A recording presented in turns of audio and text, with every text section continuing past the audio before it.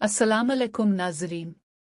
अब देख रहे हैं एंशंट टेल्स उर्दू और आज हम लेकर आए हैं अर्तुगरुल गाजी के दिल को छू लेने वाले सफ़र की किस्त नंबर 8।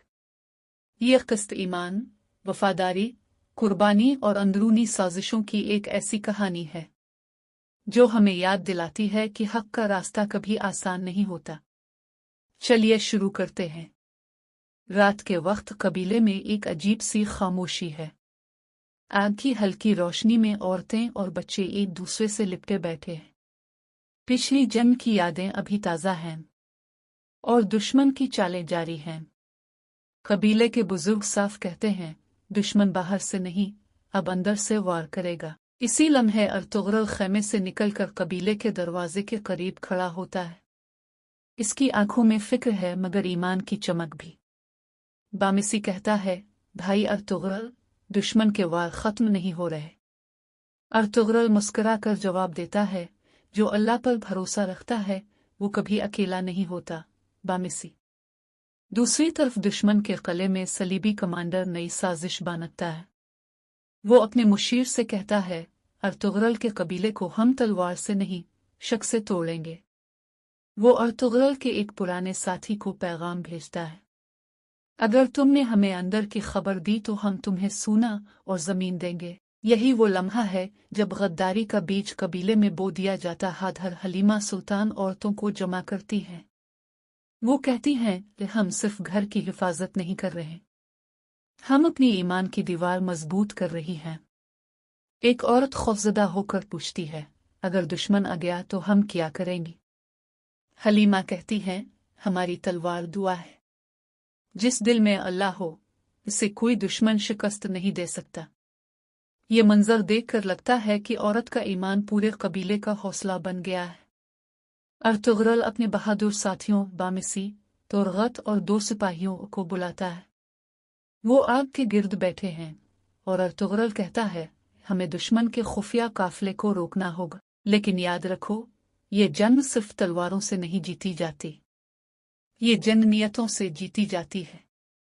तोरगत जवाब देता है, हम जान देने को तैयार हैं सरदार। पहाड़ों में सफर करते हुए वो खामोशी से दुश्मन के काफिले के करीब पहुंचते हैं। रात का अंधेरा ठंडी हुआ और जंग की बो चारों तरफ फैली है। दुश्मन के घोड़ों की आवाज सुनते ही अर्तुगरुल कहता है, अब वक्त आ गया है कि जालिम को इसके अंजाम तक पहुंचाएं। बामिसी नारा लगाता है, अल्लाह अकबर, और अगले ही लम्हे तलवारों की टकराहट से फिजा गूंज उठती है। दुश्मन गाफिल था मगर गद्दार ने अर्तुगरुल की पोजीशन बता दी। एक तीर अर्तुगरुल के कंधे में लगता है मगर वो जमीन पर नहीं गिरता। जख्मी हालत में भी वो अपनी तलवार से दुश्मन के सरदार को मार गिराता है। जब सुबह का सूरज तुलू होता है, अर्तुगरुल जख्मी मगर फखर से खड़ा है। बामिसी और तोरगत इसके गिर्द जमा होते हैं। हलीमा सुल्तान इसके जख्मों पर मरहम लगाती हैं। वो कहती हैं, अल्लाह ने तुम्हें कुव्वत दी है ताकि तुम कमजोरों के मुहाफिज बनो। अर्तुगरुल खामोशी से आसमान की तरफ देखता है और कहता है कि मेरे रब, ये जंग तेरी रजा के लिए थी। हमें साबित कदम रख और जालिमों के दिलों में खौफ डाल दे। इसी वक्त कबीले में अजान की आवाज गूंजती है और लोग शुक्राने के सजदे में गिर जाते हैं। किस्त का इख्तिताम अर्तुगरुल के इन अल्फाज पर होता है, हमारी तलवारें इस वक्त तक नहीं रुकेंगी जब तक इंसाफ की रोशनी जुल्म के अंधेरों को खत्म न कर दे। ये किस्त हमें सिखाती है कि ईमान सिर्फ अल्फाज नहीं, ये वो ताकत है जो इंसान को नामुमकिन रास्तों पर भी कायम रखती है। अगर आपको ये वीडियो पसंद आई हो तो लाइक करें, सब्सक्राइब करें और वीडियो को शेयर करें ताकि तारीख की यह दास्तान ज़्यादा से ज़्यादा लोगों तक पहुंचे।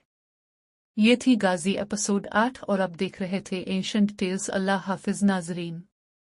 अगली किस्त यानी एपिसोड 9 में एक नया राज, एक नया दुश्मन और एक नया इम्तिहान आपका मुंतज़िर है।